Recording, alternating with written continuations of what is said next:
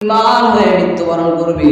আল্লাহ রাব্বুল আলামিনের পয়গম্বর বলেন, যে বান্দা দুনিয়ার মধ্যে থেকে বেঈমান হয়ে মৃত্যুবরণ করলো, ওর জন্য আল্লাহ তাআলা জাহান্নামকে রেডি করে রেখেছেন। আল্লাহ বলে, বান্দারে দুনিয়ার মধ্যে দিয়ে তোমরা আসবা, তোমরা ঈমান গ্রহণ করে পাক্কা ঈমানদার হয়ে তোমরা দুনিয়া থেকে বিদায় নাও। বেঈমান হয়ে দুনিয়া থেকে আসিও না রে বান্দা।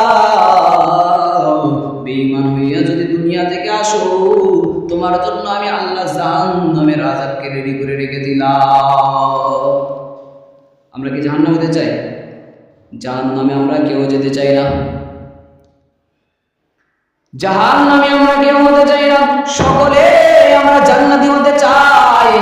আল্লাহ বলেন, বান্দা তোমরা দুনিয়ার বুকে আমি তোমাদেরকে পাঠাইলাম, আমরা দুনিয়ার মধ্যে আসলাম, আমরা সকলেই জান্নাত পেতে চাই। আল্লাহ তাআলার বানানো জান্নাত আমরা মানুষ সকলেই পেতে চাই।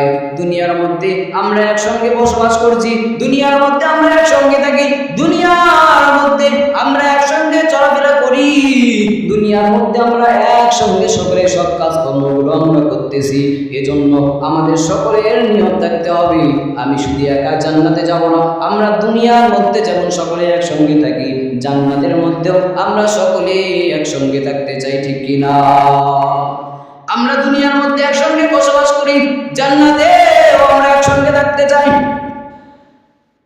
এজন্য জান্নাতে যাওয়ার জন্য আল্লাহ তাআলা যেই ওয়ার্ডারগুলো আমাদেরকে দিয়েছেন, জান্নাতে যাওয়ার জন্য যেই ঘোষণা আল্লাহ দিয়েছেন, আল্লাহ বলে, বান্দা ইয়া আইয়ুহাল্লাযীনা আমানু, হে ঈমানদারগণ, ইত্তাকুল্লাহ, তোমরা কারে ভয় করবা? আমি আল্লাহরে ভয় করো। অপর আয়াতের মধ্যে আল্লাহ বলেন, ইয়া আইয়ুহান নাসু উবুদু রাব্বাকুমুল্লাযী খালাকাকুম ওয়াল্লাযীনা মিন ক্বাবলিকুম লাআল্লাকুম তাত্তাকুন। আল্লাহু আকবার। আল্লাহ তাআলা রাব্বুল আলামিন কোরআনুল কারীমে সূরাতুল বাকারার মধ্যে বলেন, ইয়া আইয়ুহান নাস, হে দুনিয়ার মানুষ সকল। আল্লাহ তাআলা শুধুমাত্র মানুষদেরকে বলেছেন, এই মানুষের মধ্যে ঈমানদার বেঈমানরা যারা, তারাও শামিল, তারাও এর মধ্যে শামিল। আল্লাহ শুধু ঈমানদারকে থেকে বলে নাই ইয়া আইয়ুহাল্লাযীনা আমানু, আল্লাহ এমনটা বলেন নাই, বা ইয়া ইবাদি, হে আমার বান্দারা, আল্লাহ এমনটা বলেন নাই। আল্লাহ কি শব্দ ব্যবহার করেছেন? আল্লাহ নাস শব্দ ব্যবহার করেছেন। আর এই নাস শব্দের মধ্যে দুনিয়ার মধ্যে যত প্রকার মানুষরা আছে, সমস্ত মানুষেরা এই শব্দের মধ্যে শামিল হয়ে গেল। আল্লাহ বলেন, ইয়া আইয়ুহান নাস, হে দুনিয়ার সকল মানুষ, উবুদু রাব্বাকুম, তোমরা তোমাদের রবের ইবাদত বন্দেগী করো। কয় কোন রবের ইবাদত করবা? আল্লাহ সেইটাও পরে বলে দিলেন, বলে আল্লাহর বান্দা তোমরা আল্লাহর ইবাদত করবা, আর ইবাদত করে করে আল্লাহর কাছ থেকে তোমরা জান্নাতটাও অর্জন করে নিবা বান্দা। এখন আমাদের প্রশ্ন, আল্লাহ যে ইবাদত করতে বললেন, কোন আল্লাহর ইবাদত করব? আল্লাহ সেইটাও পরের অংশের মধ্যে জানিয়ে দিয়েছেন, উবুদু রাব্বাকুম, তোমরা তোমাদের রবের ইবাদত বন্দেগী করো বান্দা। কোন রবের ইবাদত করবা? আল্লাযী খালাকাকুম, যেই রব, যেই আল্লাহ তোমারে আমারে দুনিয়ার মধ্যে সৃষ্টি করে পাঠাইলেন। আল্লাযী খালাকাকুম, যিনি তোমাদেরকে সৃষ্টি করেছেন। ওয়াল্লাযীনা মিন ক্বাবলিকুম, এবং তোমাদের পূর্ববর্তী যারা ছিল তাদেরকেও যিনি সৃষ্টি করেছেন। ওই রবের ইবাদত বান্দা তোমরা করবা, ওই প্রভুর ইবাদত করবা। তাহলে কি হবে? আল্লাহ তাআলা বলতেছেন, আল্লাহ বলেন যে যদি তোমরা আমি আল্লাহর ইবাদত বন্দেগী করতে পারো, তাহলে তোমাদের কি উপকার, তোমাদের লাভ কি? আল্লাহ সেটাও বলে দিলেন, ওয়াল্লাযীনা মিন ক্বাবলিকুম লাআল্লাকুম তাত্তাকুন, বান্দা যদি তোমরা ইবাদত করতে পারো, ইবাদত এই জন্যই করবা কারণ যাতে করে তোমরা মুত্তাকি বান্দা হয়ে যেতে পারো। সুবহানাল্লাহ। মুত্তাকি বান্দা হলে জান্নাত পাইতে বলেন। মুত্তাকি কারে বলেন? মুত্তাকি কেমনে হবো? আল্লাহ রাব্বুল আলামিন মুত্তাকি কারে বলে? আল্লাহ তাআলা বলেন, যে বান্দা আল্লাহরে ভয় করে চলবে, ইত্তাকি বান্দা তুমি ভয় করে চলো। আর ভয় নামক সম্পদ হলো এমন একটা সম্পদ, এই তাকওয়া। এই তাকওয়া মানে হলো আল্লাহ তাআলার ভয়। আল্লাহ বলেন, বান্দা তোমরা আমি আল্লাহরে ভয় করো। সাহাবায়ে কেরামের মাঝে যখন আয়াতটা নাযিল হয়ে গেল, পয়গম্বরকে সাহাবায়ে কেরাম জানায়া দেয়, ও পয়গম্বর আল্লাহ তো আয়াত নাযিল করে দিলেন আল্লাহকে ভয় করতে হবে। ইয়া আইয়ুহাল্লাযীনা আমানুত্তাকুল্লাহ, হে ইমানদারগণ তোমরা আমি আল্লাহকে ভয় করে চলো। আল্লাহ তো ভয় করতে বললেন, ও পয়গম্বর জানায়া দেন আমরা আল্লাহকে কেমনে ভয় করব? আল্লাহকে ভয় করার মতো ক্ষমতা তো আমাদের মধ্যে কারো মধ্যে নাই, আল্লাহকে ভয় করার মতো সাধ্য আমাদের কারো নাই। আল্লাহর পয়গম্বরকে বলার পর আল্লাহ তাআলা পরে আবার আয়াত নাযিল করে দিলেন নবীর শানে, ও নবী আমার আপনার উম্মতদেরকে জানায়া দেন আপনার উম্মতরা আমি আল্লাহরে ভয় করে চলবে। তবে কেমন ভয় করবে? মাস্তাতাতুন, তারা যতটুকু পরিমাণ তাদের সামর্থ্য আছে, যতটুকু তাদের ক্ষমতা আছে, তারা তাদের নিজের সাধ্য অনুযায়ী নিজের ক্ষমতা অনুযায়ী আমি আল্লাহরে ভয় করলেই চলবে। সুবহানাল্লাহ। আমি আল্লাহ যত বড়, আমি আল্লাহর ভয় তত বড়। এজন্য কোন মানুষের ভয় করার মতো ক্ষমতা নাই, আল্লাহর হক আদায় করে করে ভয় করবার মতো কোন মানুষের মধ্যে এমন সাধ্য নাই, কোন মানুষের মধ্যে এমন ক্ষমতা নাই।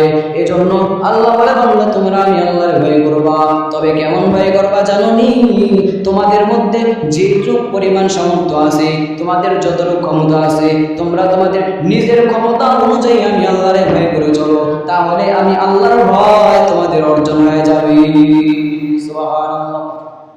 আল্লাহর ভয় যে বান্দা অন্তরের মধ্যে নিয়ে আসবা, ওই বান্দাটাই মুত্তাকি বান্দা বলা হয়। আল্লাহর ভয় বান্দা তুমি অর্জন করে করে বান্দা চলবা দুনিয়ার মধ্যে। আল্লাহর ভয় যতদিন পর্যন্ত বান্দা তোমার অন্তরের মধ্যে আসবে না, এই ইত্তাকি আত্মা তাকওয়া নামক ভয় যতদিন পর্যন্ত বান্দা তোমার অন্তরের মধ্যে আসবে না, ততদিন পর্যন্ত তুমি কোনো গুনাহের কাজগুলো ছাড়তে পারবে না। আর যতদিন গুনাহের কাজ ছাড়া সম্ভব না হবে, ততদিন পর্যন্ত বান্দা তুমি ইবাদত করতে পারবে না। আর যতদিন না সঠিকভাবে পরিশুদ্ধ ইবাদত না করতে পারবা, ততদিন পর্যন্ত আল্লাহ তাআলার একজন খাঁটি মুত্তাকি বান্দা হিসেবেও তুমি আল্লাহর দরবারে পরিগণিত হতে পারবা না। এজন্য আল্লাহ তাআলার মুত্তাকি বান্দা হওয়ার জন্য আগে আল্লাহর ভয় ইবাদতগুলো করার পূর্বে আল্লাহর ভয় অন্তরের মধ্যে নিয়ে আসতে হবে।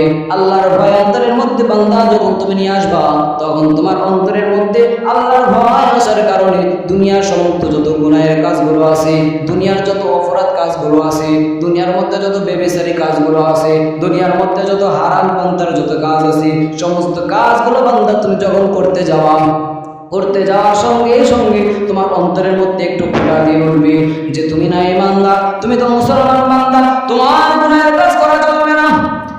গুনাহের কাজ তোমার দ্বারা করা এইটা তোমার জন্য শোভনীয় নয়। তুমি একজন মুসলমান, তুমি একজন মুমিন বান্দা হয়ে তুমি এই গুনাহের কাজ করতে পারো না বান্দা, এইরকম অন্তরের মধ্যে ফিলিং চলে আসবে। আর যখন অন্তরের মধ্যে তোমার গুনাহের প্রতি বাধা দিবে, তখন তুমি নিজে নিজেই চিন্তা করবা, আল্লাহ তাআলা এখন আমি গুনাহের কাজ করতেছি, দুনিয়ার কোনো মানুষ যদিও আমার দেখে না, কিন্তু আমার আল্লাহ এই জায়গায় আমাকে অটোমেটিক সবসময় দেখতেছি। দেখে কি দেখে না? আলিমুল গায়বি ওয়াশ শাহাদাতি হুয়ার রহমানুর রহিম।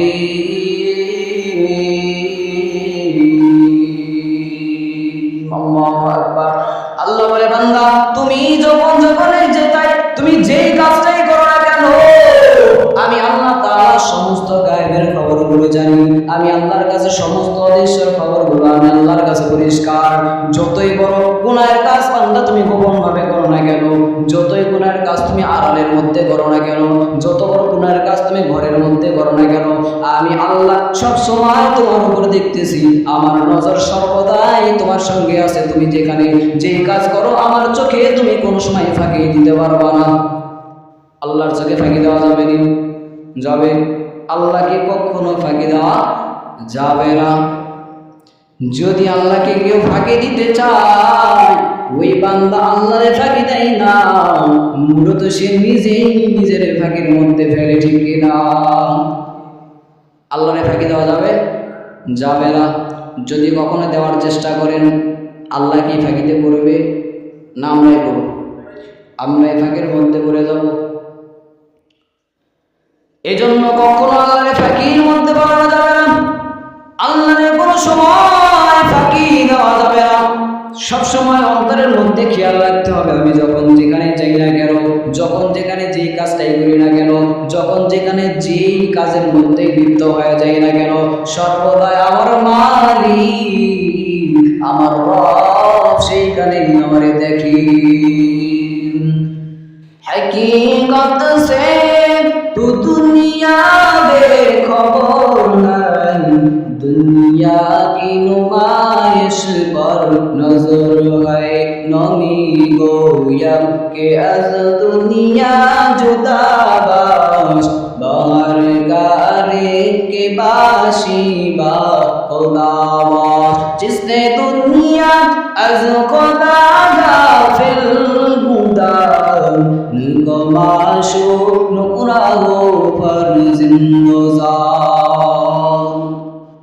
মানুষ তোমরা বাস্তবতা থেকে বড়ই উদাসীন।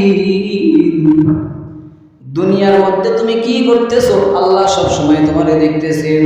এই বিশ্বাস অন্তরের মধ্যে রাখার নামও হলো ঈমান। এই বিশ্বাস যার অন্তরের মধ্যে থাকবে না, আল্লাহ তাআলা আলিমুল গায়বি ওয়াশ শাহাদাতের আয়াতের উপরেও তার ঈমান থাকবে না।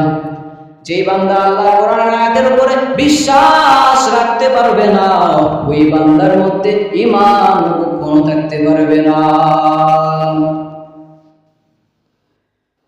একই পেয়ালার মধ্যে দুধ রাখছেন, লেবুর ফোঁটা এক ফোঁটা দিয়েছেন, দুধ কি ভালো থাকবে না নষ্ট হয়ে যাবে? ঈমানের মধ্যে কিঞ্চিত পরিমাণ ভেজালযুক্ত কোনো জিনিস যদি পদার্থ রাখে, আপনার ঈমান যতটুকু ছিল পুরা ঈমান আপনার শেষ। এজন্য ঈমান এমন একটি সম্পদ, এইটা বর্তমান সময়ে হেফাজত করে রাখা অত্যন্ত বড় একটি কঠিন কাজ। আগুনের দলাটা হাতের উপরে রাখা যেমন কঠিন, এর চেয়েও বড় মারাত্মক ঈমান নামক দৌলত সম্পদটা নিজের ভিতরে হেফাজত করে রাখা বড় কঠিন, ঠিক কি না?